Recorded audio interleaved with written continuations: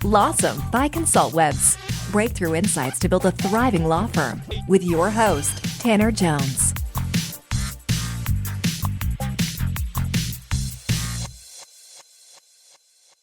Today on our show, we're talking with Chris Locurto about how to fix the biggest problem in most businesses, ineffective communication.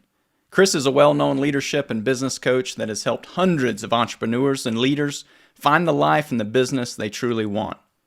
We'll be doing a deep dive into one of the keystone communication tools Chris helps his clients implement to ensure their teams have high levels of quality communication throughout all of their entire organization. Chris, great to have you on the show. Tanner, what's shaking, man? It's so good to be with you. So glad to have you here. And so let's just jump right in, get started and digging into this specific communication tool, DISC, D-I-S-C. What is it? Can you give our listeners a quick summary on this? So it's a personality profile that helps you to understand what we say is how people give information, how they receive information, how they act, how they react. Now, there's all kinds of personality profiles out there. There's Myers-Briggs, there's Enneagram has come along, and fantastic stuff. We use DISC because it focuses on 4 specific areas instead of like 16 or 9 with a bunch of different things. So all the personality profiles out there are doing a great job. But for us, when it comes to communicating in the same common language, we focus on DISC because it has the dominant, the influencer, the steady, and the compliant personality profiles. And it helps us to understand people, where a lot of folks think that you put something like this in place so you can nail people down. That is not the purpose. We use it so I can understand, how do I communicate with you? How do I make sure that we're winning? If I can learn myself and then understand you better, I can lean in your direction and be able to communicate to you, so that way the communication itself is winning. Does that make sense? It makes sense, but digging deeper into that, why should we care? So why should entrepreneurs, business leaders, and as you know, our listeners, mostly law firm operators and those in marketing, why does this even matter today? Yeah, so for decades, we've been leading businesses, leaders, individuals to bettering themselves, bettering their companies, bettering their teams, all that kind of stuff. The number one biggest issue for decades that we have discovered every company has is a lack of high quality communication. The reason that's a problem is because when we do not communicate well, we are leaving so many possibilities on the table. We are taking big risks. We are causing conflict. We are having to redo work. Things aren't getting done. We're not getting the expectations that we have. We're having people become victims in situations by not getting quality information. We have people getting angry. There's all kinds of things that happen inside of any business. Think about it in a family. When a family doesn't communicate well, these are people that spend a lot of time together. When they don't communicate well, we have all kinds of conflict. When we do learn how to communicate well, which means I've got to understand myself, and then I need to understand the people that I'm communicating with. When I learn how to communicate in a way that sets you up for success, then you get to go and do the things that I, as a leader or a business owner, expect of you, right? If you're my team member, now I'm setting you up to go accomplish the things that I expect, instead of just waiting for you to do it and then getting mad when it doesn't get done, or finding that people have conflict because they don't work well together, or finding out that people have completely different personality types and they clash because they're only thinking about themselves. They never stop and think about the other person. So what I'm hearing is that we shouldn't just expect others to cater to our preferences and communication styles. That is pretty much how we live life. We expect that everybody speaks in a way that we understand, and we rarely think about, what does it mean for me to communicate in a way that somebody else understands. Chris, there's another layer here, the values piece to this communication tool. Can you speak to the values? What does it stand for? What does it mean? Yeah, we always start with DISC because it's a foundational piece to understand how people act, react, how they give information, how they receive information. So that is super important to know how to communicate with a person. The value, and there's four major areas, D, I, S, and C. The values is actually what you value in life, or what we say motivates you in life. So there's seven different areas, and what it does is that it gauges how you value uh, aesthetic in your life, how you value utilitarianism in your life, how you value leading people, or how much you value standing out differently, or taking care of people and developing people, or learning information. So there's all these different areas, or even just systems and processes, and it shows us how much you value those areas. So if you are heavy in one area, like let's say you're a high, what we would call economics, somebody who is money motivated, money is a scorecard. You are always looking for a return on investment on your money, your time, your resources, whatever it is. Then if that is something you value heavily, then I know you're going to be somebody who is always looking at everything you do throughout the day as what does it do for you? What is the investment? If you're going to invest something, what's the return going to be for you? So now I understand where I should put you, how you're going to respond to things. So if I have somebody who's highly focused on return on investment, I'm probably not going to put them in my customer care center, but they might work out really well in a sales role. So, it helps us to take a look at the things that motivate people and make sure that we're aligning them with the things that we're doing, whether they're a team member, if it's a client, and I can see that the client is incredibly money motivated, or if they're, and again, I'm still just only using economic, if they're really focused on that return on investment, then they're probably not going to be long-term thinkers. High economics don't think long-term, they think short-term. What can this get me today? And they look at the long-term and go, I don't really care about that. I need to see what happens today. So that's going to change the way I approach that client. If it's somebody who's not concerned with the short-term, now I can change the way that I approach them with a plan that I'm going to put together. And getting people, you could have the right team, but if they're not in the right seat on the bus, if you will, obviously you're going to deal with consistent inefficiencies in that. But I want you to address an important piece here, because I think that certainly there is potentially some pessimism out there, or at least the idea that, why do you try to attempt to put someone, to box someone in around a personality? How would you address that thought or mindset? Yeah, there is. I have not seen it, but there's apparently a documentary that's either come out or is coming out that is talking about how horrible personality styles are, that it does box people. I haven't seen it, and I don't know what they say, so I can't speak to that. The concept of boxing somebody in is not the purpose of understanding personality styles. The concept is, if I can understand how Tanner receives information best, then I can give you information that sets you up for success. So we've talked through a lot of different things, business stuff, working on growing things. If I understand how you receive information, I can change the way that I lead a process, right? The way that I guide you in a process. So you're a team leader. You have people that report to you. It's the expectation of your business that you make them really good people, really good salespeople, really good team members, that they execute incredibly well. If you don't understand how they best receive information, then what's going to happen is you're going to give Tanner speak. It's always going to come the way that Tanner likes to receive information. That's the way you're going to give information. So you'll be giving them the information, and it may not be making sense. It may not be coming through. So we keep having problem after problem after problem going, why won't this team member do the thing that I expect them to do? Why aren't they doing a great job? How come they're not making this thing happen? And the whole time, the reason is because we're not speaking in a language that they understand, something that speaks to their personality style.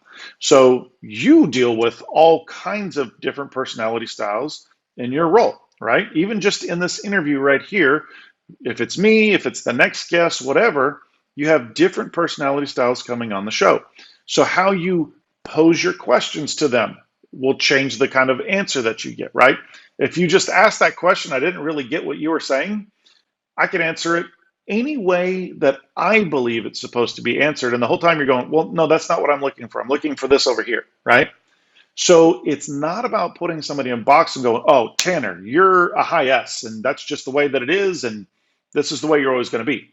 In fact, DISC doesn't put it in one category. It shows the level in each category. You might be 75% D, you might be 30% I, you might be 80% S, and 50% C. What it does is it helps you to understand the person better, not to label them, but that you, and let me throw this in there. I'm not saying that people haven't done that. I don't, if they do, well, that's really kind of stupid and ridiculous. That's not the concept. From what we teach is utilize this tool so that you can make people successful, so that you can set them up for success. Then by default, you become successful. That's the big piece I'm hearing, is that, it's ultimately it is a tool, and it's what you do with the tool that impacts it for the good, or for the bad, I guess. I know, and I mentioned this in speaking specifically to the legal profession. Does this relate? How could this even possibly relate in the legal community itself? So, for example, as I'm giving answers, I'm thinking of all of the folks that are listening to us, right? I'm not thinking of one personality style. I'm not just speaking to Tanner. I'm thinking of all the people listening and trying to make sure that everybody who's listening can understand my answers. That's the whole concept. If I only spoke Chris speak, then I'll only be speaking to one major category, right? When it comes to the legal field, which I'm glad you asked that question. So we've got clients that are lawyers, and I've literally sat down and helped one of our lawyers with her cases of actually being able to, when she's approaching somebody on a stand and her questioning. We've literally had coaching conversations where she's like, I go in, this happens, I don't see this, I don't expect this. And I can actually coach her and go, here's what you have to see with this person, this personality style. Or when this is happening, this is the reason why they're doing this. So it's been interesting that even in the courtroom, if you're looking at a person, and I don't know if a lot of the lawyers actually make it into the courtroom, but when I understand the personality style of the person, even that I'm questioning, so let's take it to an interview situation.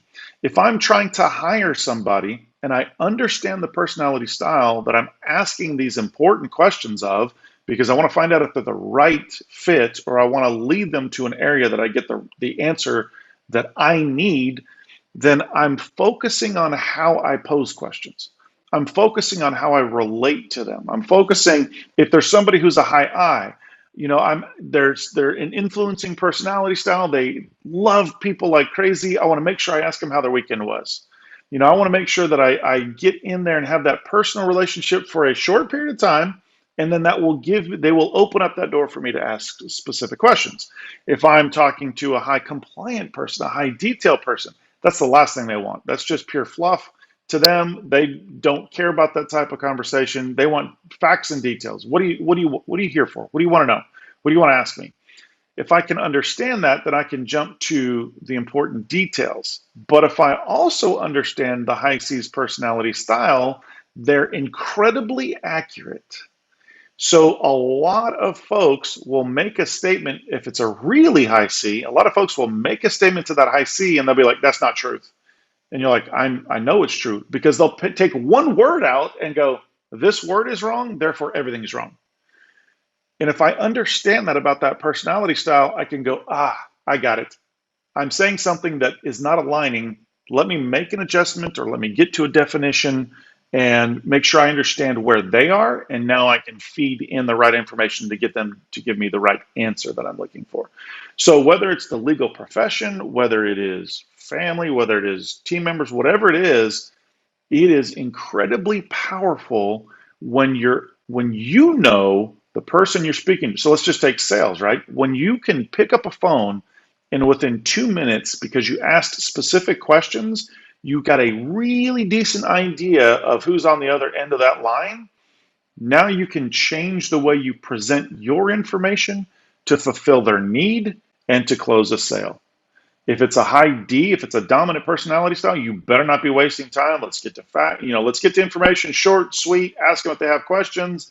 What do they need? Let's get it done and over with. If it's a high S, then you better plan on 5 phone calls. We're going to follow this up. They want to make sure that they don't make a mistake. They want to make sure it doesn't hurt people.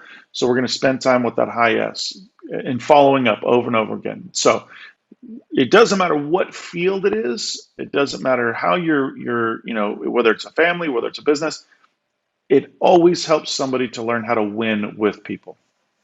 Something that stands out to me, or at least that I would anticipate somebody listening would immediately ask you. We went down the realm of being a lawyer and communicating with either clients or speaking to a jury or speaking to someone on the stand. That's easier, I believe, to comprehend what's in it for me, what's in it for my client. You started to go down the path of hiring, and I know you use DISC and values, religiously in the hiring process.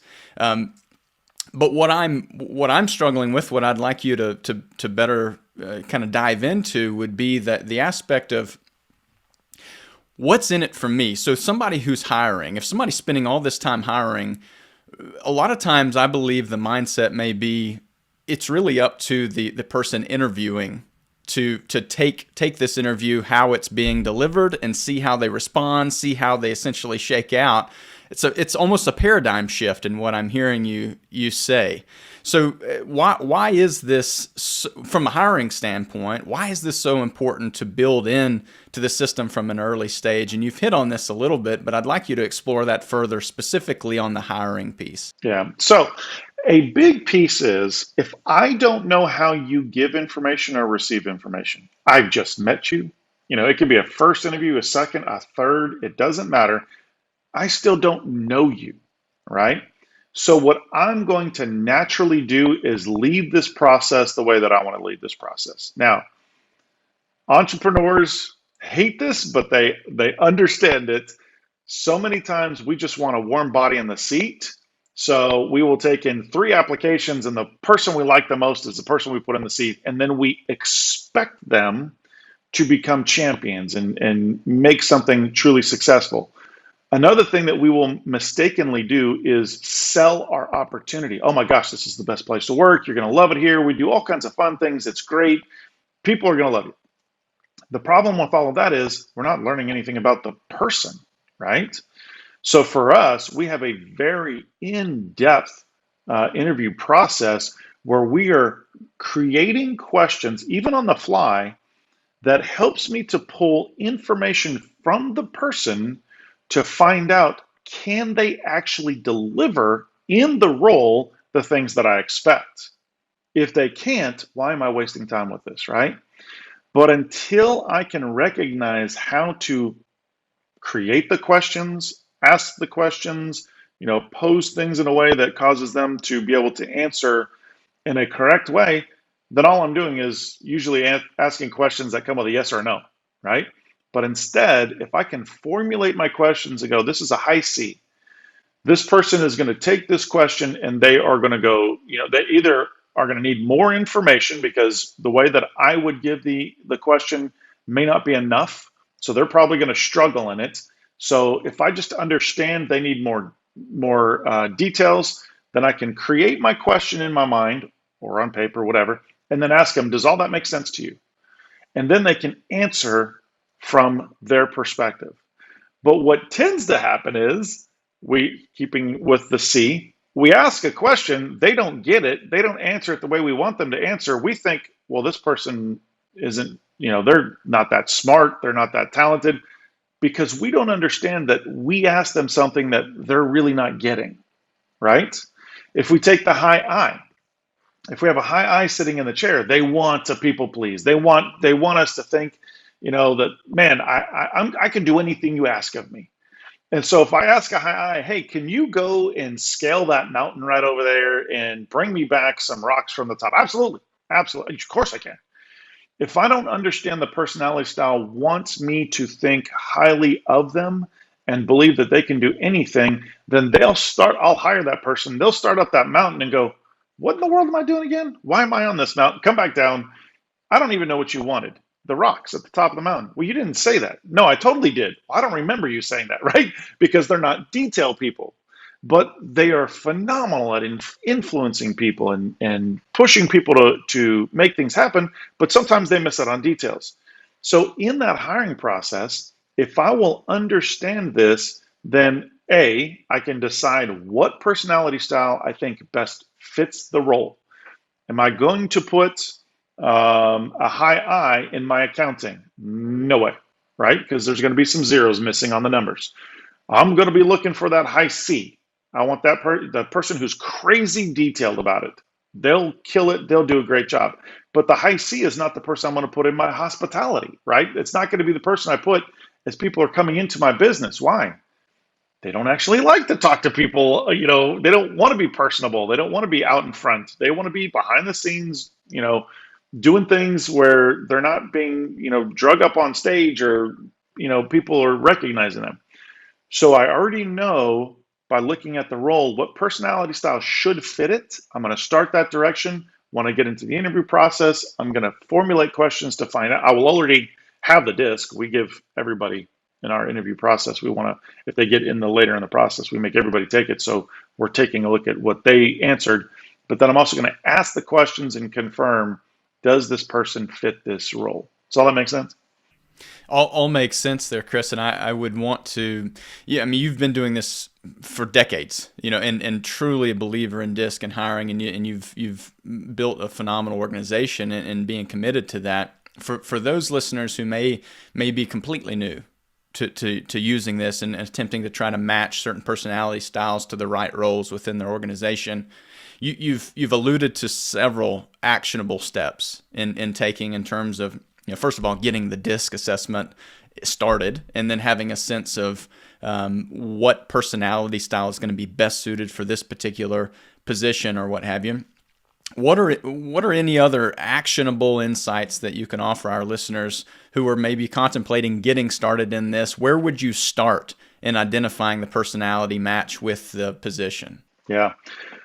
One of the bigger things, so we teach people, we've got a lesson that we call understanding personality styles.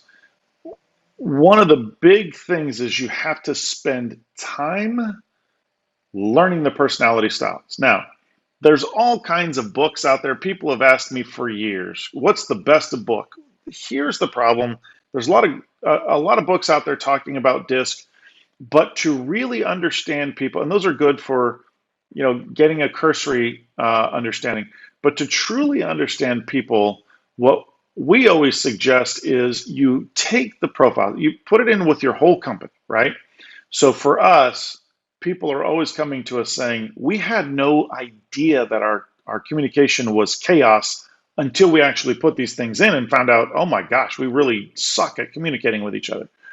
Put it in, and then as you work with people, do something like get a good lesson, a good cursory lesson on understanding the different D, I, S, and C and how they think and how they react and how they give information, all that. And then when you put it in place, and by the way, we always tell people, watch something like that with your whole team. You'll be amazed at how much people are elbowing each other going, oh my gosh, he's talking about you right there, right? But then take the DISC, and as you work with somebody, so I'm working with you right now, when we're done, anything that I have questions on, or anything that I'm like, I wonder why he said it that way. I wonder why he's thinking this. I wonder why, whatever. I go back to the profile and I'll read it. I'll go through specifically Tanner's, because we're not talking about you being one profile. You're not just a D or an I or an S or a C. You have elements of each. So I will look at your specific profile and discover you. I'm looking at you and going, oh, now this makes sense, because I'm looking at the individual person instead of just looking at what a profile piece is, what a dominant person is, what an influencing person is. Instead, I'm looking at your levels, how you respond, how you receive information. And I tell people, do it 7 times. Work with the person, go back, read their profile. Work with the person, go back, read their profile. After 7 times, you're going, wow, I really understand Tanner. Now, do you need to do that with your whole company? Not if you don't work with, Have the people in the different areas do that. But the people you're working with on a consistent basis, it's usually probably a handful, 5 to 10 people. Yeah, spend some time digging in, learning those folks. And what will happen is, as you learn the individual that you're spending a lot of time with, you'll really start to notice the person who just pops up from time to time. You'll start to see those aspects of that person you can speak into, and lean in their direction is what we call it. And what I'm hearing is that this is not just a one-time initiative and it's the silver bullet to fix all communication or role misalignments within an organization. It takes ongoing effort, ongoing training, and learning ourselves. But when I look at communication from an entity or from a company standpoint, you have your internal communication, your team communication, and then you have your external, usually with clients interacting through customer service, etc. Speaking first on the internal organization, what can leaders do to use DISC and values to ensure higher quality communication within the company? What have you found that works? So for us, and like you said, this isn't a one-time thing. All the stuff that we teach is actually really different. It's tough. It's not easy. There's a ton of people selling magic pills that just don't work. You have to put the effort in, right? It's not enough for you as an individual to take a profile and go, oh, I understand all my people. I got this. It's good enough. For us, we highly suggest that each person goes through this profile process and they read their own profiles. Then, because first you have to understand you first. You have to take a look at you. Now, a joke we have is most people, you ask them, what'd you think about your profile? And they're like, I agreed with about 90% of it, but man, there's 10% I just don't agree with. And then we always ask them, did you show it to your spouse? And then most of the time they'll go, yeah, what'd your spouse say? Yeah, they said that's me too. Because you see some things that you don't like about yourself, right? It doesn't matter. It's not about liking what you see. It's about understanding you, good and bad, right? So first I have to understand me. So we have the whole team takes it. Our whole company speaks, in DISC. We have the same common vocabulary. It creates a DNA inside of our team. Then we ask, we have everybody go through the understanding personality styles video so they can start to learn other people.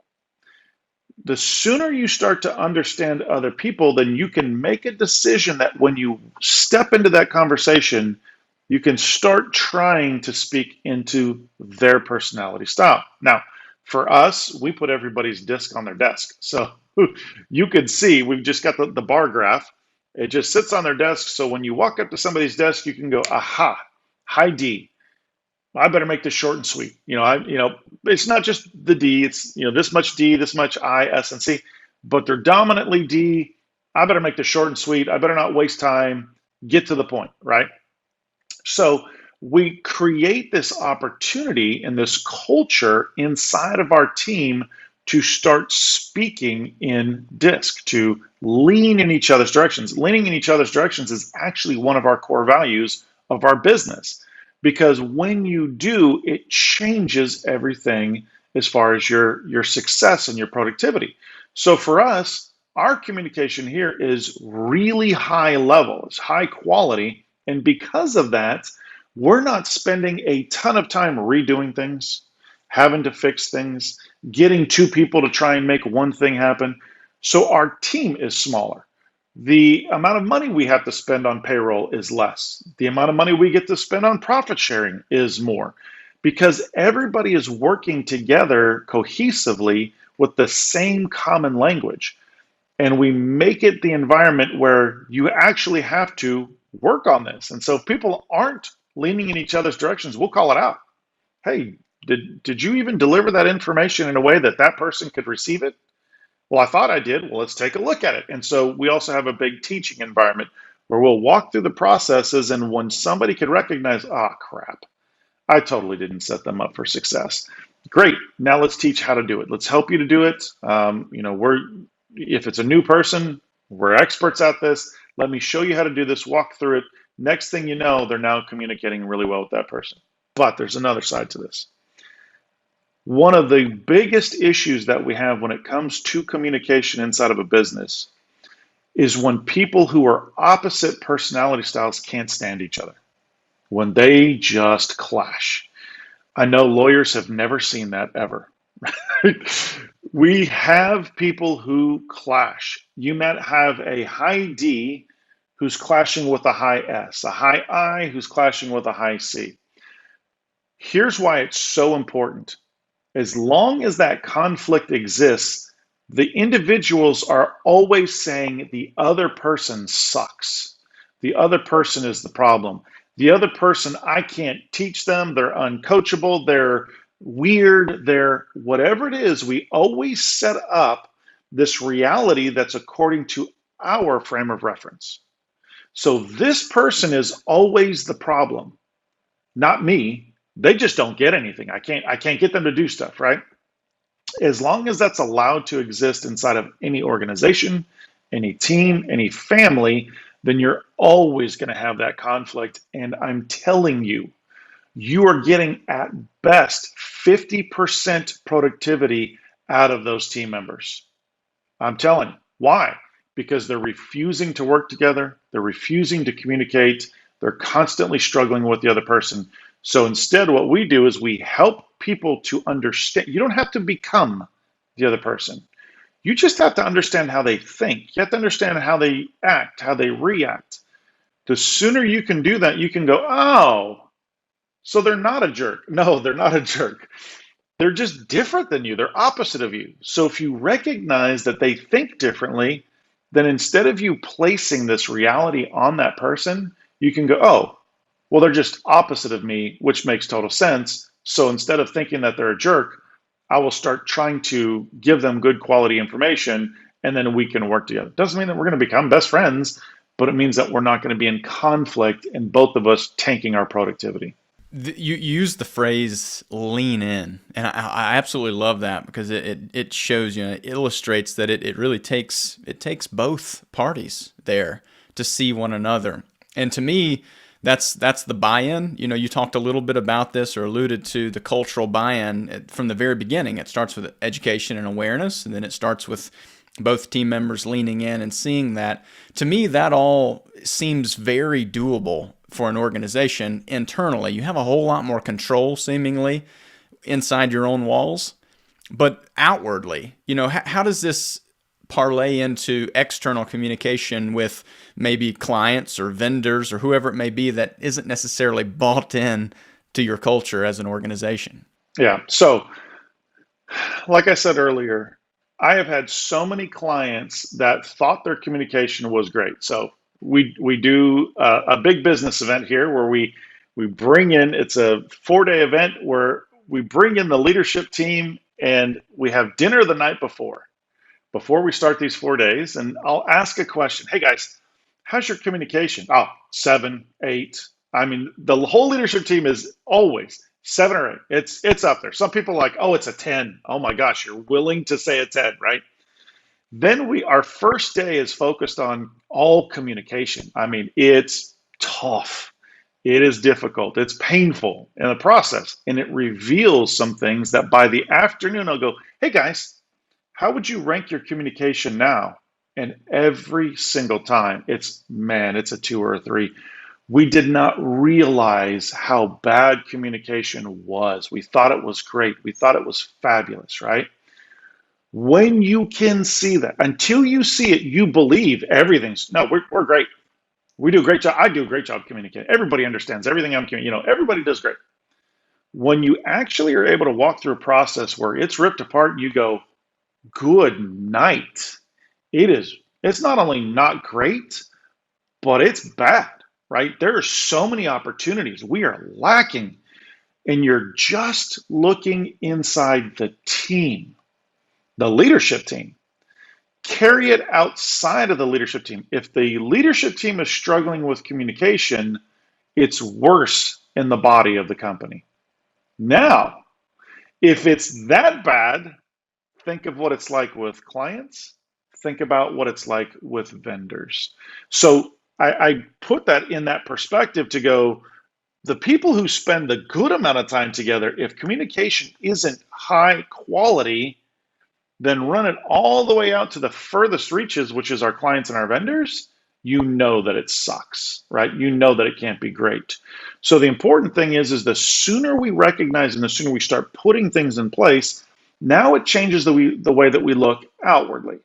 So when I look at a vendor and I'm expecting something from this vendor, one of the things I have taught my team for decades, do other people's jobs. Expect that somebody is not going to do a great job. So when it comes to a vendor, instead of just expecting that the vendor is going to do a great job, follow up, ask questions, make sure you're communicating well, make sure that they understand what you're communicating. Because inevitably, if you don't do a good job focusing on that vendor's personality style, then when you're expecting that they're going to deliver something on Thursday, you can't be surprised that Friday morning they're going, oh, hey, it's going to be Tuesday now because something happened. Why didn't you just tell me, right? So the more you start to learn the vendors and the personality styles and the way that they do business, then it changes your expectations of that vendor, right? So if I'm speaking to a vendor and I'm like, let's say I'm speaking to a high D or a high I, then there's a really good chance that some details are going to be missing, right? So I'm going to go back and make sure, please repeat back to me what you're hearing me ask of you, right? If I'm talking to an S or a C, it's very possible I'm not giving enough details. Hey, what things do you need? Where could this possibly fail? What do you not understand? I want to make sure that I've given them enough information. When it comes to a client, one of the worst things, the last thing I want, I always tell my team, I don't want any illegitimate dollars coming into this business. I tend to screw that up and say dollars. Any illegitimate dollars coming into this business. Communicate so well with a client that they can't wait to give us their money because they know the service we're going to give is phenomenal, right? If you do that, if you understand the client and you speak into their personality, you lean in their direction. You don't have to become them. You lean in their direction. You make sure that the high D, you're giving short amounts of information, all the way down to the high C, you're giving tons of information. You're doing everything to super serve the personality style, then they will get to a place of going, I want to give you money. I want to do business with you, right? So it has to start with understanding how bad our communication is. And again, a lot of people really do truly believe that their communication is phenomenal, only to discover, oh my gosh, it actually is not that good. When we build that in, it becomes DNA, it becomes common language inside of our leadership team, inside of our business. Then here's the great thing, Tanner. Our team members carry it outside to our clients and our vendors. It's not on all our shoulders, right?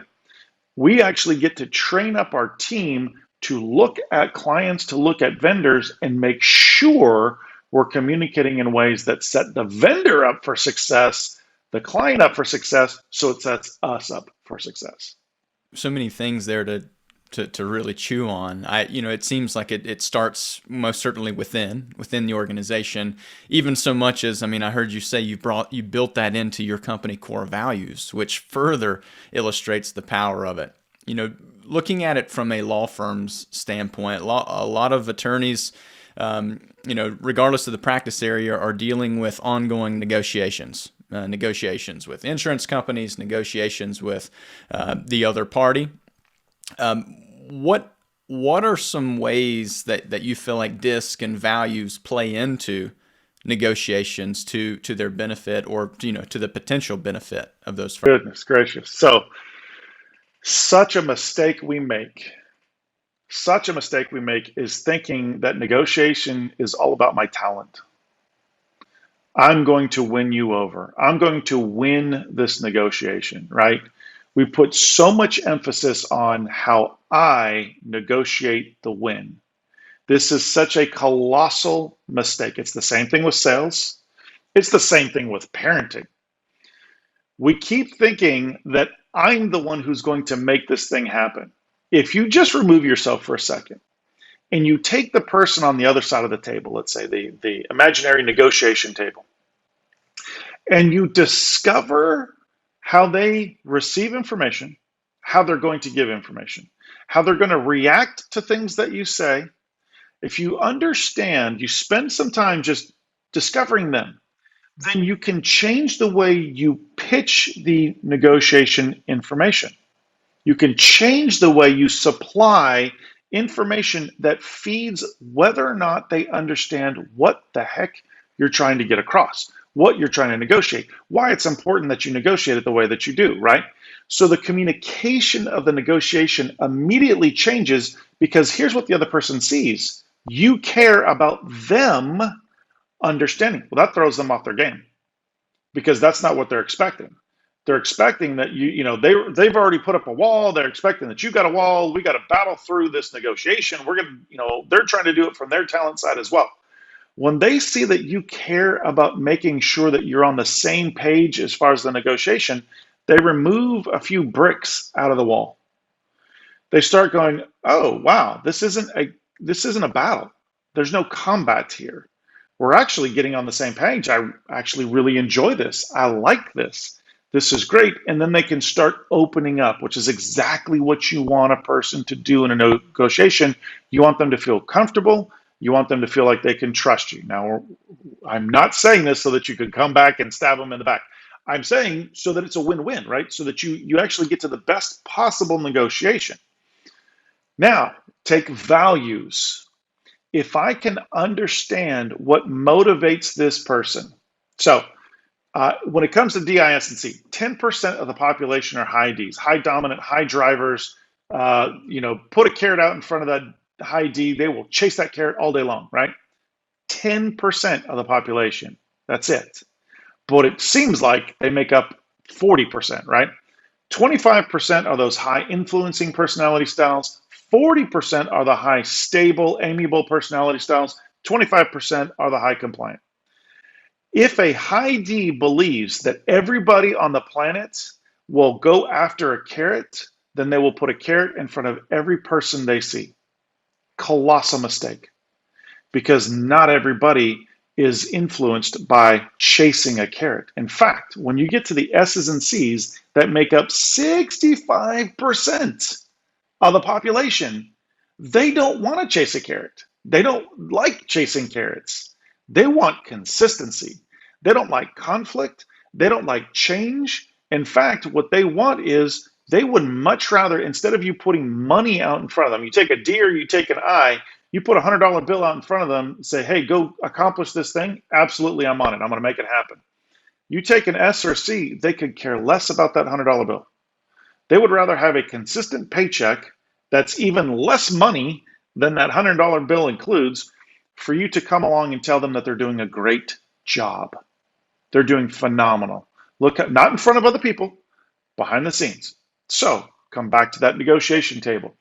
If I understand what motivates a person by looking at their values and find out maybe they're highly aesthetic or they're highly economic, if it's the high economic, I'm going to throw money out there. If it's the high altruist, then I'm going to put out opportunities for them to develop people or remove pain from the world. If it's the high theoretical, I'm going to put in opportunities for them to experience, some sort of learning process, or even, a lot of high theoreticals. A great benefit for them is that they get to experience something in a social level. Not, and when I say social level, I don't mean around people, but like, maybe they enjoy the symphony, or they enjoy, gardening or whatever. If I can look at what they value, then it changes my negotiation, because now I speak to the things they value in the negotiation, and now they're moving my direction. So if I take both DISC and values and I operate on both of those, then I can actually set the other person up on the other side of the table for a win in their mind, as I'm setting up a win for me in the negotiation. And for those who are hearing this and they say, I get it, makes perfect sense, but they haven't quite, taken that first step toward doing that. Is it an easy process? What is that process? What should a leader do to get that started within their organization and working to transform the communication internally? Yeah, one thing we always say is like an interview like this, you've learned a lot. There's a lot of actionable steps. You're dangerous. Because what happens is people go, oh, I heard that Chris Locurto interview. Now I know everything about no, no, no, no, no, no. It's a lot of information. It's a lot of process. The first thing is I would take it a step further in doing something like, getting digging into a lesson like understanding personality styles, taking the profile yourself, have your leadership team take it, have your team take it, have everybody sit down and watch a video like understanding personality styles, and then discuss it. You're just scratching the surface because now you can take what you've read about yourself, you can take a lesson that helps you to see other people and also gives you a direction of here's what you do going forward, and now you start to implement it. But it has to be intentional. You can't just say, well, we did that profile thing, we watched that video, everybody should now know discs. Nope. Now we want to start having the conversations, discussing different personality styles, leaning, when you get into a meeting with somebody, bring your disc, laminate your disc on a card, set it in front of you on the conference table so people can look at it and go, aha, this is how I need to speak to Tanner. I need to speak in this direction. Why? Is it because Tanner's the important one? Nope. Tanner has to do the same thing to everybody else in the room, right? The key is, if I do this discussion will be way more productive. We will get way more out of it. It's probably going to be shorter. And then we're not going to have to come back and fix this thing 3 times because we left this conversation and nobody truly understand what we're trying to accomplish, right? So it becomes a process of making it something that becomes cultural. So when anybody steps in, everybody understands, if it's a client, a vendor, a new team member, everybody recognizes there's something different about this culture, and it's the way that people talk to each other, right? So when you see somebody refusing to lean in somebody's direction, and you will see it, you will see people struggling, then you call it out. Hey, man, you're not leaning in Sarah's direction at all over here. You're just giving her information the way that you want to give information. Do you think she's receiving it well? Oh, man, you're absolutely right. I'll even ask questions. Hey, how do you think Sarah just received that? And it triggers in somebody's mind, oh, crud. You know what? She probably received it like this. Let me change it. And it's so fast. Once you implement it and it becomes DNA inside of the business, it becomes common language inside of the business, then people are able to shift super fast and then set the person up for success. When you don't have that, if you were to ask the question, how do you think Sarah received that? I don't know. I don't know how she receives that kind of stuff. I don't know, Sarah. How did you receive it? And it becomes this ridiculous kind of conversation because we're trying to guess how something happened. It seems like that's going to be one of the bigger challenges for organizations is just getting buy-in, getting cultural buy-in. Would you agree that that is one of the larger challenges? And if not, what are some of those major challenges? And more specifically, what can business leaders do to overcome the challenges they're facing as they go to building this culture that we're talking about? So I'm so glad you asked that. The challenge comes in when you don't do the very thing we're talking about, when you don't communicate well the purpose. So what happens is some folks will take DISC and they're like, everybody take this profile. Well, guess what? Now you have half of your team thinking Big Brother wants to put me in a box, right? Because you didn't communicate what it was for. So they're just like, oh, what are you trying to learn? I've even had a business's team member that I knew call me up and go, what the heck is this thing about this disc, Chris? Why are we taking this? And I'm like, oh, for the love. Let me explain, because it obviously wasn't explained well. So if you don't go in and explain the purpose, hey, folks, we have learned that our communication needs improvement. And the way we're going to choose to improve is to try and understand each other better. We're going to try and understand how you as individuals act, react, give information, receive information, the things that you value, that motivate you. We're going to try and understand these things, and then we're going to start discussing them inside of the business. When you set up what you're doing in a way of saying, hey, this is actually for you, then they don't feel like Big Brother's just trying to put another, set of handcuffs on them, make them more compliant, make them whatever. When they see that it's actually about that, and again, when you take something like the lesson of understanding personality styles, it's a funny lesson, it's a great thing. When they actually watch that, they go, aha, this isn't about putting me in a box. When they can see that, then it really starts to catch fire. But if somebody tries to implement this stuff by just sending it to people, lack of communication, well, that's already an indicator of what a problem is, right? Then what's going to happen is people are going to hold back. They're going to protect themselves. They're going to put the brick wall up, and they're probably not going to answer the questions very accurately. Like most things in life, approach matters. It does. And that is such a powerful thing there. That how can leaders hold themselves accountable? Because I'm hearing all this, and it's so easy to get lost in the day to day. It's a great idea. I don't think anyone can hear what you're saying and believe this is not or could not be a powerful next step for an organization. But again, we all get lost in distractions and busyness. How can we hold ourselves accountable as leaders, and even more so, hold our teams accountable to improving communication through DISC and values? Yeah. So the best way is to come to the understanding that this helps you immensely, right?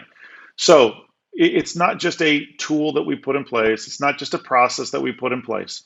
When you actually see this in action, and if you just think about it, think of, everybody has family. Everybody who's listening has family or has had family, has interacted with family members and had conflict and had problems and had difficulties and had times where there was misunderstandings.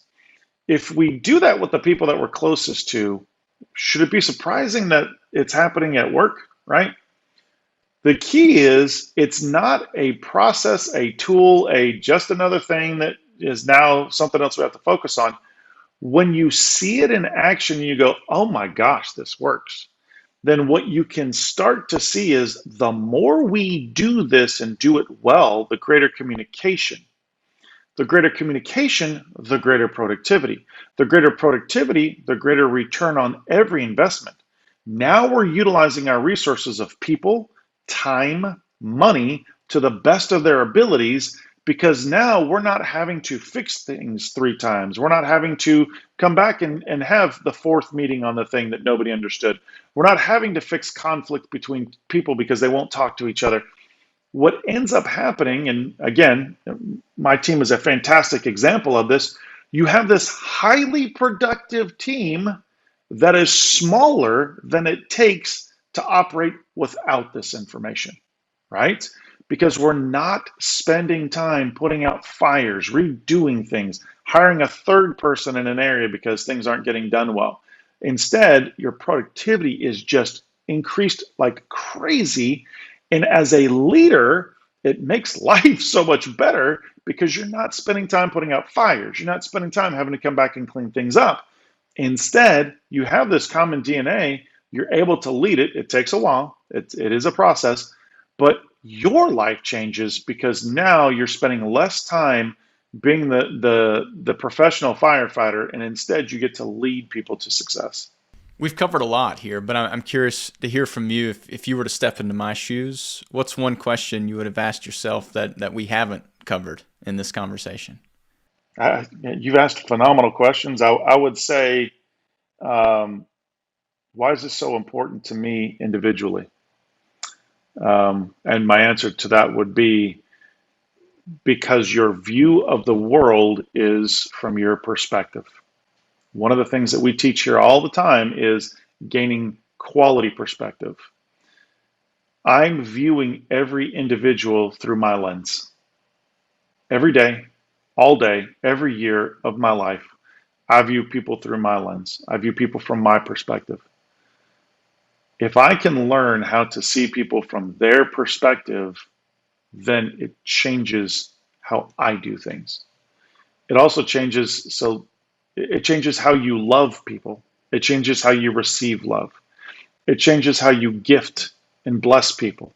It changes how people bless you. It changes your priorities. My priorities in life, we teach people to make as much money as they want to make, but my priority is actually above money is helping people. For me, above that is God. That's my focus. But helping people change their lives is way more important to me because one thing I have discovered is if I will set Tanner up for success, I'm going to be blessed in this process. Money's going to come my way. Business is going to come my way. It's going to be taken care of. So I think that's the one thing is that when I look at how powerful is this for me as an individual, a lot of business owners, leaders, lawyers, marketers are probably listening to this episode going, man, this is going to bless my business. Man, this is going to be great for my business. Yep. Start with you. Because for me, I get to live a life focusing on helping people instead of fixing every single thing, right? I get to focus on being a blessing. Any closing thoughts, Chris, or advice that would benefit legal professionals and from this audience? I think what I was just sharing right there, the more you recognize that if it's all on your shoulders, and I know lawyers do this a lot of lawyers, we've got lawyers as clients. A lot of times the lawyers feel like everything has to be on their shoulders because a lot of times they feel like other people can't do things right. They can't do it well enough. If it's always on your shoulders, it's only going to grow to what you can handle. If you will put things, and not just personality styles, if you'll put the other things in place that help you, we say around here, your job as a leader is to make your team successful, not the other way around. The more that you will set people up for success, it's a crazy thing. By default, you become successful. So tools like this, other tools, we talked about core values, making sure that people understand the core values, making sure that you have things like key result areas in place, making sure that you're setting people up for success. The more you do that, the more you get to take it off of your shoulders and allow people to run with it and use the gifts and talents that they have. Chris, thank you so much for taking time and joining us on this interview. If for those who are listening, what's the best way for them to reach out to you? ChrisLocurto.com. If people want more information, ChrisLocurto.com/contact. It's an easy way to, if you want to reach out, ask questions, get information. But the main website is my name. So that's the easiest way to find out more information. Thanks again, Chris. Absolutely, brother. It's good being on.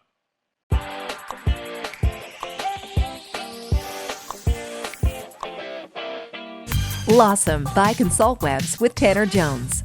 For show notes, links, and info, go to consultwebs.com/podcast. Be sure to subscribe and leave us a review.